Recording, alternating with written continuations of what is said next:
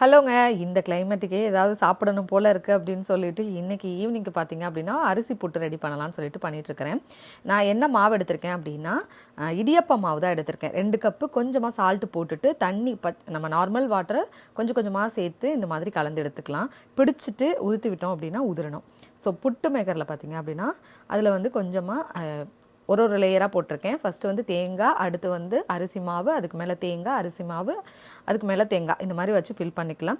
புட்டு மேக்கரில் பார்த்தீங்க அப்படின்னா கீழே தண்ணி ஊற்றிட்டு இதை வச்சுட்டு கரெக்டாக வந்து இது ஒரு 10 மினிட்ஸ் ஆகுது வேகிறதுக்கு. வெந்ததுக்கப்புறம் பார்த்தீங்க அப்படின்னா இந்த மாதிரி மேலே ஆவி வரும், எடுத்துடலாம்.